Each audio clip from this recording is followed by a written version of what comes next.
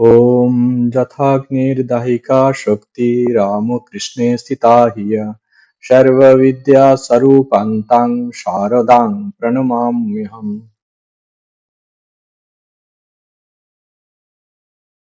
বাসনা থাকতে জীবের যাতায়াত ফুরায় না। এ প্রসঙ্গে আলোচনা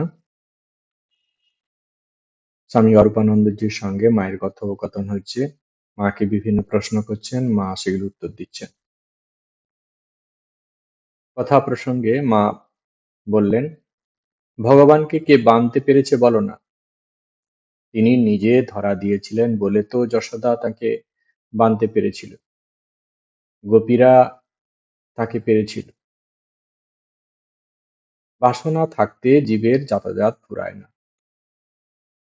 বাসনাতেই দেহ হতে দেহান্তর হয়।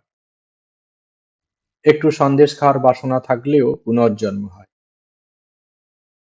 তাই তো মঠে এত জিনিস আসে। বাসনাগুলি সূক্ষ্ম বীজ, যেমন বিন্দু পরিমাণ বটবীজ হতে কালে প্রকাণ্ড বৃক্ষ হয়, তেমনি বাসনা থাকলে পুনর্জন্ম হবেই। যেন এক খোল থেকে নিয়ে আর এক খোলে ঢুকিয়ে দিল। একেবারে বাসনা শূন্য হয় দু একটি। তবে বাসনায় দেহান্তর হলেও পূর্বজন্মের স্বীকৃতি থাকলে চৈতন্য একেবারে হারায় না। মা অরূপানন্দজির সঙ্গে কথা বলছেন। মা প্রথমে বললেন যে ভগবানকে সহজে পাওয়া যায় না। মা এক জায়গায় বলছেন যে এত ধ্যান বলো, এত জপ বলো, কোনো কিছুই তাকে পাওয়ার জন্য যথেষ্ট নয়।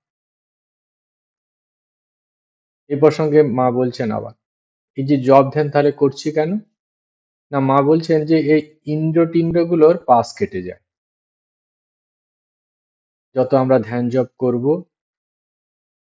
আমাদের যে ইন্দ্রিয়ের যে শক্তি, বহির্জগতের দিকে তার যে আকর্ষণ, আর সেগুলি আস্তে আস্তে কমে যায়। ভগবানের নামের এত শক্তি যে বিষয়ের দিকে আর মন যায় না।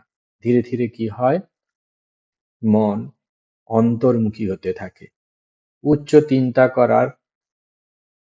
করতে সাহায্য করে। অন্তর্মুখী মনই উচ্চ চিন্তা করতে পারে। উচ্চ চিন্তা করতে গেলে মনকে সূক্ষ্ম করতে হয়। সূক্ষ্ম মন ছাড়া উচ্চ চিন্তা করতেও পারে না, ধারণাও করতে পারবে না। মন যত স্থূল হয় তত সেটি কি হয়, বহির্জগতের দিকে যায়। আর অন্তর্জগতের চিন্তা সূক্ষ্ম। আমরা অন্তর্জগতে চিন্তা করতে পারি না কেন, ধ্যানস্থ হতে পারি না কেন না, তার মূল কারণ হচ্ছে আমাদের মনটি এতই বিষয় আসক্ত, তার কারণে আমাদের মনটি খুব স্থূল হয়ে গেছে। সেই কারণে এই সূক্ষ্ম চিন্তা করতে আমরা পারি না। একটু বসলেই মাথাটা ধরে যায়। কোনো অবস্থায় আমরা সেই ভেতরে ঢুকতে পারি না। উপরে ভাষা ভাষা আমরা থাকি, সারফেস লেভেলে আমাদের সমস্ত কিছু, কিন্তু ডিপে আমরা ঢুকতে পারি না। তো ভগবানকে পেতে তিনি যদি না ধরা দেন, তিনি যদি কৃপা করে না আমার ধরা দেন, তাহলে আমি কখনোই তাকে পাবো না। মা সেখানে বলছেন যশোদা কি করে পেয়েছিল, তিনি কৃপা করে ধরা দিয়েছেন বলে যশোদা মাকে, তাই যশোদা মা তাকে বানতে পেরেছিল। গোপীদের সঙ্গে তিনি নিজের থেকেই লীলা করছেন, তাই গোপীরা তাকে পেয়েছিল। তো এরও কথা আছে, পূর্বজন্মে তাদের কিছু করা ছিল, সেরকম উত্তম অধিকারী, তাই ভগবানকে এই রকম ভাবে তারা পেয়েছেন। উচ্চ অধিকারী ছিলেন বলে তারা এইভাবে পেয়েছেন। তো এর পরের প্রসঙ্গে যেটি বলছেন যে বাসনা থাকতে জীবে যাতায়াত ফুরায়। যত আমরা বিষয়ের প্রতি আসক্ত হয়ে পড়ব, আমরা এটা চাই ওটা চাই এইরকম মনের মধ্যে থাকবে, তখন কিন্তু আমাদের এ শরীর গেলে আবার আমাদের আসতে হবে। যাতায়াত আমাদের বন্ধ হবে না। আবার আমাদেরকে কি করতে হবে? এই নরশরীরে আসতে হবে, এই জগৎ সংসারে এসে সেই যন্ত্রণার মধ্যে থাকতে হবে। দুঃখ কষ্ট জ্বালা যন্ত্রণা যে আমরা ভোগ করছি সেখান থেকে রেহাই কিছুতেই আমরা পাবো না। কেন পাবো না? এর মূল কারণ হচ্ছে বাসনা। বাসনা, তো এটাকে যদি আমরা ঠিক একটু বোঝার চেষ্টা করি, বাসনাটা কি জিনিস? মানে বাসনা মানে আমার কোনো কিছুর প্রতি আসক্তি, আমি চাই, আই ওয়ান্ট সামথিং। যখন এরকম ক্রেভিং আছে, আমি কিছু চাই, তো সে যখন আমি চাইছি, তো সেটা চাওয়াটাকে পূর্ণ করার জন্য মন স্বাভাবিকভাবে কাজ করতে থাকে কিভাবে ওটা পাওয়া যায়। আর যত আমরা এরকম কাজ করতে থাকবো, কর্ম করতে হবে, একটা কর্ম কি করে আর একটা কর্মের জনক হয়ে যায়, আরেকটি কর্ম সৃষ্টি করে। একটা জিনিসকে পূর্ণ করবার জন্য তার সঙ্গে আনুষঙ্গিক সঙ্গে কাজ করতে হচ্ছে, সেই কাজটি করতে গিয়ে আবার একটি কাজ, এইরকম ভাবে আমরা জড়িয়ে পড়ি। এইভাবে আমরা জড়িয়ে পড়ি বাসনা থেকে। কি হবে? I want. যখনই আমি এই যে চাওয়া হলো, তো ভগবান বলছে ঠিক আছে, চাচ্ছ তুমি যাও। মা বলছেন তুমি চাও, তুমি তাহলে যাও, আবার যাও, জগৎ সংসারকে এনজয় করো, ভোগ করো। যখন আমাদের আমি বলবো যে না আমি আর চাই না মা, তাহলে আর যেও না। তাহলে এই যে এই জগৎ সংসারে আসার ব্যাপারটা, এটা আমি ক্রিয়েট করছি, আমি আমার ভাগ্যের নিয়ন্ত্রণা। স্বামীজি বলছেন you are the creator of your own destiny. তোমার ভাগ্যকে তুমি নির্ধারিত করছো, তোমার গতি, জীবনের গতিটি কেমন হবে, তোমার যাতায়াত তোমাকে আবার করতে হবে কি না, বা তোমার এটা শেষ জন্ম, সেটা তুমি নিজেই ঠিক করছো। আমি যখন নিজে এই বিষয়ের প্রতি অত্যধিক আসক্ত হয়ে যাব, আমার যখন বাসনা শেষ হবে না, আমি তখন কি করব? আবার জগৎ সংসারে আসবো এই জিনিসগুলোকে পূর্ণ করবার জন্য। স্বামীজি বলছেন কি, যে প্রত্যেক জীবনে আমরা অভিজ্ঞতার সঞ্চয় যে একটা ঝুলি থাকে, সেই ঝুলিটিকে ভর্তি করি। যখন সেই অভিজ্ঞতা পূর্ণ হয়ে যায়, আমাদের সমস্ত কিছু জানা হয়েছে, আমাদের আর প্রাপ্তব্যের কিছু নেই, আমরা আর কোনো কিছু চাই না, যখন মন স্যাচুরেটেড হয়ে যায়, সেই রকম অবস্থাতে আমরা পূর্ণ কাম, আমাদের আর কোনো কিছু কামনা নেই, পূর্ণ কাম, আমাদের সমস্ত কামনা পূর্ণ হয়ে গেছে, তখন আমাদের যাওয়াজাত শেষ। এই যে আসা যাওয়া, ওটা মূল কারণ হচ্ছে আমি চাই, আমি জগৎ সংসারে আরো কিছু আমার জানার আছে, আমার আরো কিছু পাওয়ার আছে, সেই পাওয়ার জন্যই আমাকে আসতে হচ্ছে। এমন নয় যে আমরা বলি কর্মফলে আমাকে আসতে হচ্ছে, সমস্ত কিছু মানলাম, এর মূল কারণ আমি আমার কর্ম তৈরি করছি, আমি নিজেই তৈরি করছি। এটার কারণ হচ্ছে আমাদের সংস্কার। পূর্ব জন্মে আমরা যা কিছু করছি, সেই কর্ম আমাদেরকে মধ্যে এই রকম বৃত্তি তৈরি করছে। আমি যেমন ধরনের কর্ম করব, সেই রকম মনের ভাবনা তৈরি হয়ে যাচ্ছে। আমি যদি অশুভ সংসর্গে থাকি, অনৈতিক পথে থাকি, তাহলে সেই অনৈতিক পথে থাকার কারণে আমার মনটি সেই রকম ভাবে ভাবিত হয়েছে, আমি তখন সেই রকম ভাবে চলতে থাকবো। ছোট থেকে আমাদের মনকে আমরা ঠিক মতো যদি লাগাম না দেই, সংস্কারের পেছনে ছুটতে থাকি, মা বাবার আদেশ যেমন, গুরুরা যেমন আদেশ করছেন, মাস্টারমশাই যেমন ভাবে শেখাচ্ছেন, সেগুলো যদি আমি না শিখি, তাহলে মন, সংস্কারযুক্ত মন তার স্বনিয়মে সে চলতে থাকবে, সে কিছুতেই আর বাগ মানবে না। সেই কারণে সে কি করবে? অনৈতিক পথে চলতে চলতে সে এমন একটি জীবন তৈরি করবে, সব সময় বিষয়ের প্রতি আসক্তি, ভোগের প্রতি আসক্ত হতে হতে তার জীবনটাকে আরো দুর্বিষহ করে তুলবে। শুধু এই জীবনে তো শেষ হলো না, পরজীবনেও ঠিক তার সব প্রভাবটি কার্যকরী হবে। কেমন ভাবে হয়? যে এই জীবনে আমরা যা কিছু সংস্কার আমরা পেলাম, যা কিছু অভিজ্ঞতা করলাম, সমস্ত যা কিছু ঘটেছে জীবনে, যেন দিনের শেষে কম্পিউটারে কাজ করার পর পেন ড্রাইভের মধ্যে আমরা সেভ করি, যাতে ডেটা নষ্ট না হয়ে যায়। সেই ডেটাটিকে আমরা যেখানে নিয়ে যাই না কেন, পেন ড্রাইভের মধ্যে বর্তমান থাকে, এবং অন্য কম্পিউটারের মধ্যে যখন আমরা ইনসার্ট করি, সমস্ত ডেটা অ্যাজ ইউজুয়াল থাকে, কোনো রকম ক্ষয়ক্ষতি হয় না। ঠিক তেমনি ভাবে আমাদের এই জীবনে যা কিছু সংগ্রহ করেছি ভালো মন্দ সমস্ত কিছু সংস্কার রূপে আমার পেন ড্রাইভের মধ্যে যেন জমা থাকছে সেই সংস্কারযুক্ত জীবাত্মা। যখন আবার আমার শরীর ধারণ হচ্ছে তখন আবার সেই সংস্কারের যেমন এ জীবনে যেমন ভাবে চলছিলাম আমি সমস্ত কিছু সেই জীবনেই একইভাবে কাজ করে সেখান থেকে আবার শুরু হবে। সেই মতো আমার জীবন গঠন হবে, সেই রকম আমি পরিবার পাবো, সেই রকম পরিবেশে আমাকে থেকে আমার জীবনটি আগে আবার সেইভাবে ভাবিতে হবে। যখন যদি আমরা শুভ চিন্তা করতে থাকি, শুভ পরিবেশের মধ্যে জ্বলতে থাকি, মানে বড় হই, উচ্চ চিন্তার মধ্যে জীবন গঠন করার চেষ্টা করি। এই যে বিচার করে আমরা জীবন গ্রহণ করছি, না এটা নয় আমার জন্য, এটা আমার জন্য ভালো নয়, শাস্ত্র আমাকে অনুমতি দিচ্ছে না, গুরুস্থানীয় ব্যক্তির অনুমতি দিচ্ছে না, এই যে বিচার করে চলা, সে দিনের পর দিন বিচার করে চলতে চলতে মন একটি নূতন ভাবে ভাবিত হয়, মন একটি নূতন ছন্দ পায়, মনটি বিবেকশীল মন হয়ে ওঠে। সেই মনটি আর সাধারণ মন থাকে না, সাধারণ মানুষের মতো সেই মনটি আর কাজ করতে পারে না। বিচার বিবেকশীল মন কি করে, উচ্চ এক তন্মাত্রাতে চলে যায়, তাই হয় তার সংস্কারটি ভালো হয়। এইভাবে যত আমরা বিচার করে চলতে থাকবো আমরা আমাদের বাসনা থেকে দূরে চলে যাব, বাসনা থেকে আস্তে আস্তে আমাদের কমতে থাকবে। একবার হয়তো পারবো না, কিন্তু চেষ্টা করতে করতে একবার বাসনা শূন্য হবে। আর ভগবানের কাছে প্রার্থনা, ভগবানের কাছে নিরন্তর প্রার্থনা, মায়ের কাছে নিরন্তর প্রার্থনা করতে হয়। কারণ তিনি তো নিজে এই বাসনা মায়াতে আবদ্ধ করে আমাদেরকে যে অনিত্য বস্তু সেগুলোকেই আমাদের নিত্য বস্তু বলে মনে করছে, যেগুলো প্রাপ্তব্যের কিছু নেই সেগুলোকেই মনে হচ্ছে অনেক কিছু পাও। যদগ্রে অমৃতপমম পরিণামে বিষমিব, যার প্রথমে অমৃতের মতো মনে হয়। সংসার জীবনে এই রূপ রস গন্ধে ভরা জগতে আমরা যা কিছু পাচ্ছি এগুলো প্রথমে আমাদের কাছে আনন্দ মনে হচ্ছে, কিন্তু পরিণামগুলো খুব দুঃখদায়ী। পরিণামগুলো না দুঃখদায়ী, কারণ এই বাসনা থেকেই আমার জীবনে দুঃখ কষ্ট সমস্ত কিছু আসছে। বাসনা কখনো পূর্ণ হয় না, আরো চাই।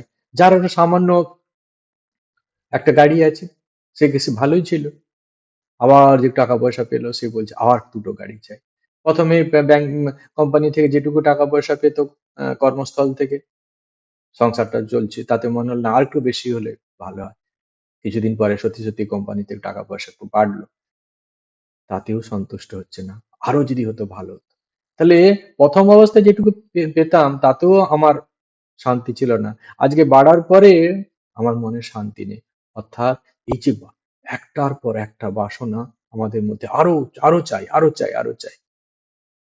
এটি হচ্ছে প্রত্যেকটা জিনিস এই যে ঘটছে মনের মধ্যে, এটা হচ্ছে আমার ক্রেভিং।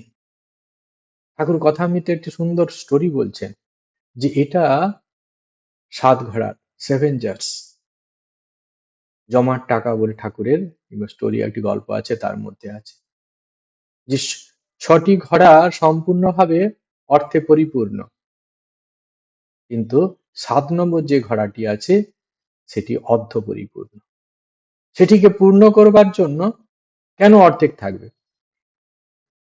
স্টোরিটি খুব সুন্দর। সেই স্টোরিতে এরকম বলা হয়েছে যে একজন রাজার বাড়িতে এক নাপিত কাজ করত। একদিন সেই রাজার বাড়িতে যাচ্ছে, হঠাৎ একটা মাঠের মধ্যে একটা শব্দ শুনতে পেল, কিরে তুই 7 ঘোড়ার টাকা নিবি? ও না ভাবনা চিন্তা করে বলছে হ্যাঁ নেব। তো রাজার বাড়িতে এসেছে, ও কাজে আর মন নেই, কোন রকম ভাবে কাজটা করে দিয়ে বাড়িতে এসে দেখছে পৌঁছে গেছে। এদিকে তার স্ত্রীও বলার জন্য, তার স্বামীকে খবর দেওয়ার জন্য সেও উতলা, ঢুকতে না ঢুকতেই বলছে দেখো আমি, আমরা একটা, যে আমার জিনিস খবর দেওয়ার আছে, একটা জিনিস পেয়েছি। আর স্বামীও ঠিক আহ, যে হয়েছে কি ঘটনাটা সেটা জানার জন্য, সত্যি সত্যি আমরা পেয়েছি কিনা জানার জন্য উকরি।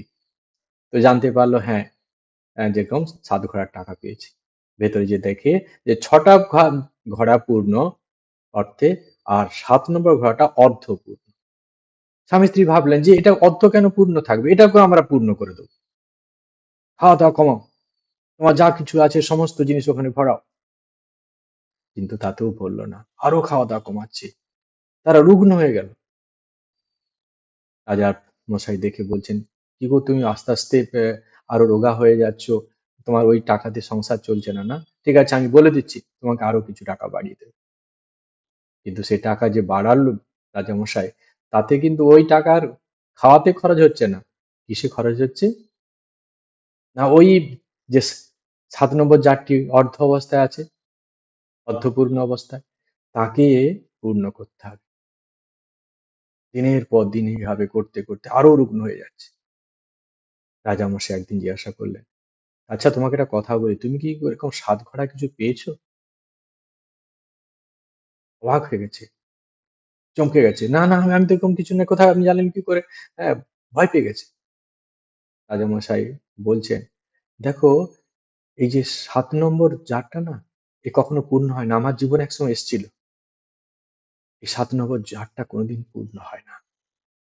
এটা হচ্ছে আমাদের বাসনা, এটা হচ্ছে আমাদের কামনার জার।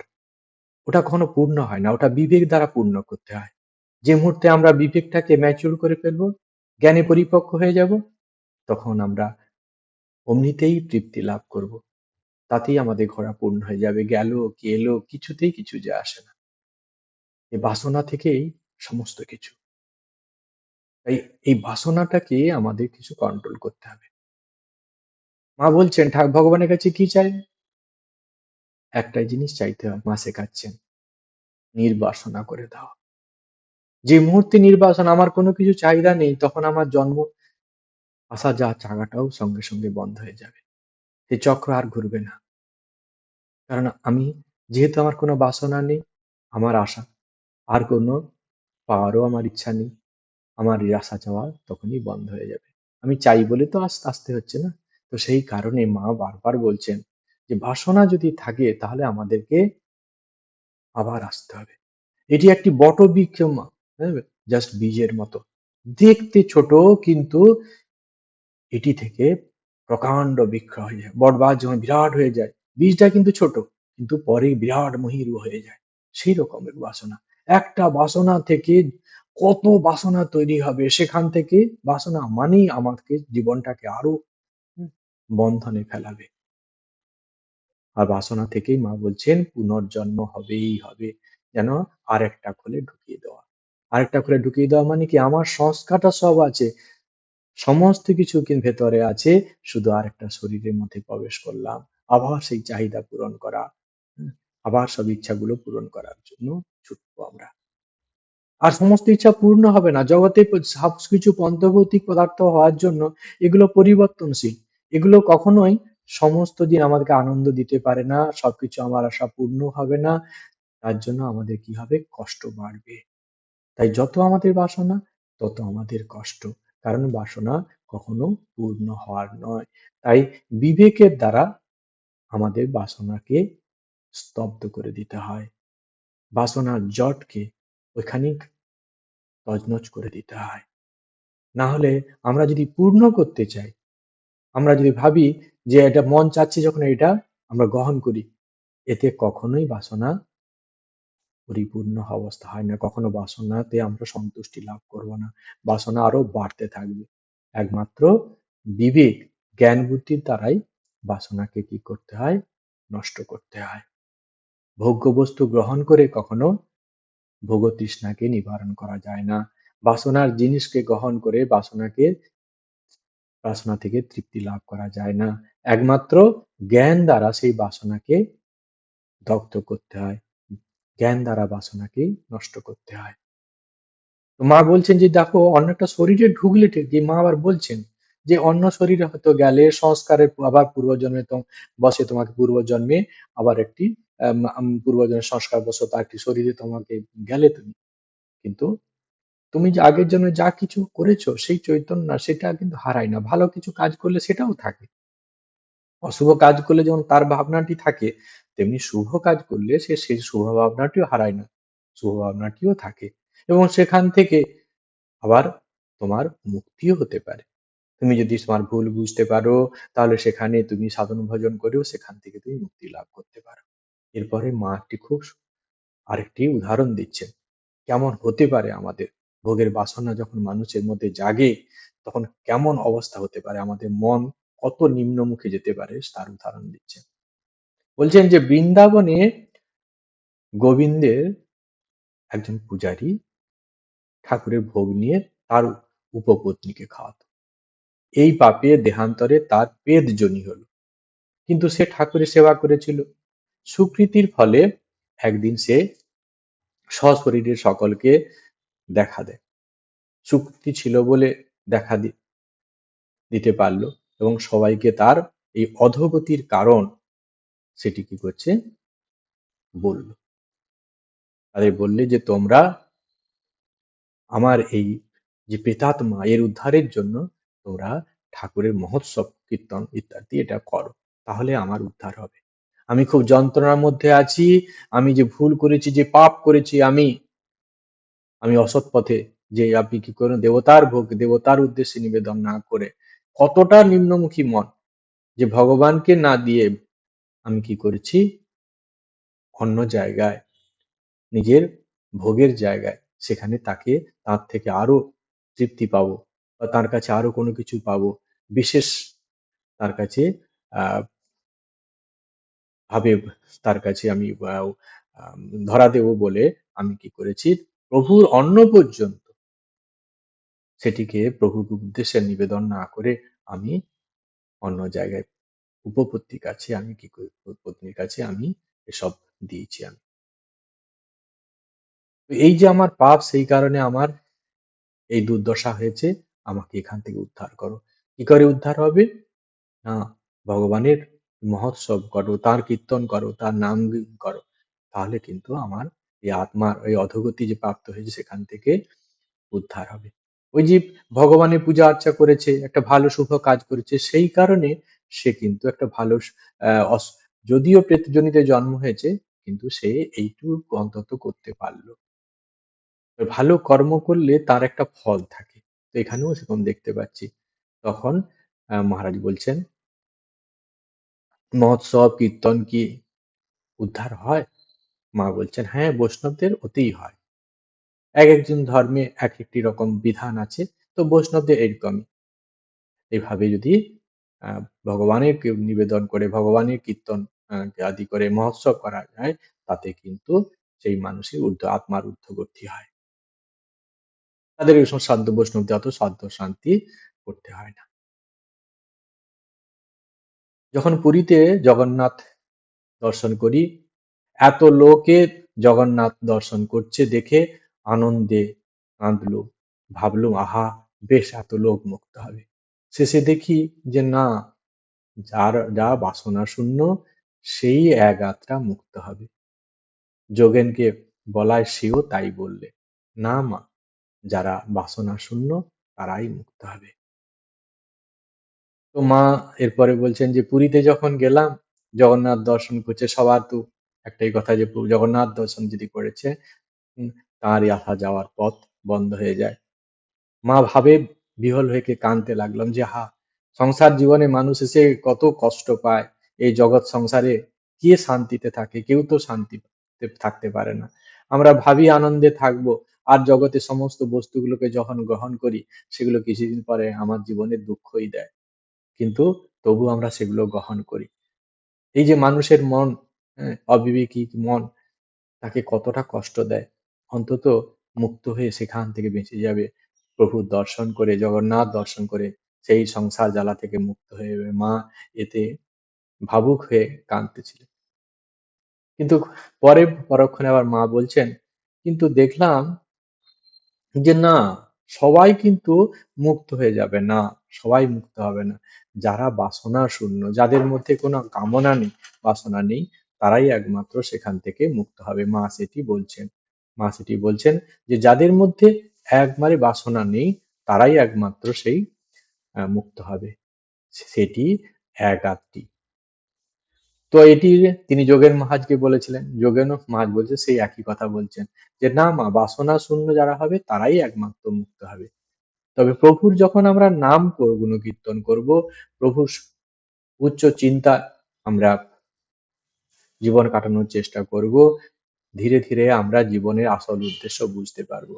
জগৎ সংসারে যত আমরা ঘাত প্রতিঘাতের মধ্য দিয়ে যেতে থাকবো, বহির্জগতে পঞ্চভৌতিক পদার্থগুলো, রূপ রস গন্ধে ভরা জগতে আমরা পাওয়ার জিনিসগুলো পাওয়ার জন্য আমরা যতই ছুটে যাব, সেখান থেকে দেখতে পাবো যেখান থেকে কোনো কিছু পাওয়ার নয়, বা আজকে যা এটি ভালো বলে আমি গ্রহণ করছি, কিছুদিন পরে সেখান থেকে আমরা দুঃখই দুঃখই পাচ্ছি, শুধু শুধু দুঃখ, আর কোনো কিছু নেই। সর্বম দুঃখম, এই জগতে সমস্ত কিছু দুঃখ।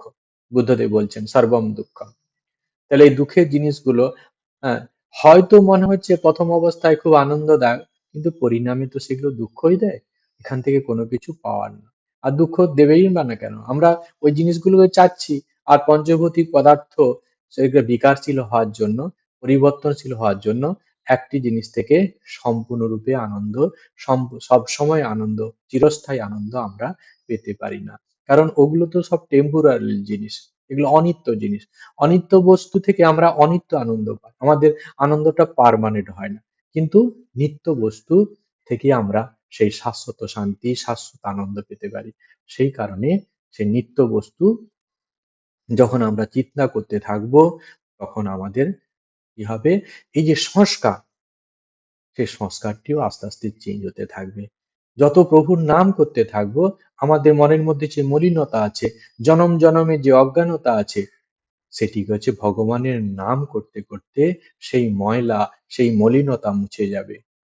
চেত দর্পণ মার্জনম ভব দাবাগ্নি নির্বাপনম।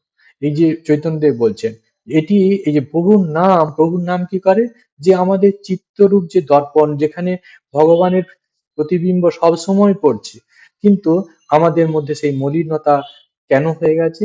জনম জনের সংস্কার ও মলিনতা সেই চিত্ত দর্পণটিকে কি করেছে, অন্ধকার করে দিয়েছে, তার মধ্যে আবর্জনায় পরিপূর্ণ করে দিয়েছে। সেই কারণে ঈশ্বরের স্বরূপ আমরা বুঝতে পারছি না, আত্মস্বরূপ আমরা বুঝতে পারছি না, আমরা বিবেক হারিয়ে ফেলেছি। ভগবানের নাম কি করবে না, আমাদের ভেতরের যে অজ্ঞানতা, এই যে কলুষতা, এই যে আবর্জনা, এই ধূলিকে পরিষ্কার করে দেবে। ভগবানের নাম করতে করতে আমরা সেখান থেকে মুক্ত হয়ে যাব, আমাদের মধ্যে কলুষতা আর থাকবে না। বিবেকশীল মন আমাদেরকে উচ্চ জীবনের সন্ধান করে দেয়। যত আমরা উচ্চ চিন্তা করতে থাকবো, তত আমাদের মনের উচ্চ উন্নতি হবে। আর যত আমরা নিম্ন চিন্তা করতে থাকবো, সংস্কারের বশে, ইন্দ্রিয় বৃত্তি চরিতার্থ করার জন্য যেসব ভোগ্য জিনিসে আমাদের মন যায়, সেগুলো নিয়ে ভাবতে থাকবো, তত আমাদের সংস্কারটি আরো অধোগতি প্রাপ্ত হবে, আমরা আরো অজ্ঞানতায় ডুবে যাব।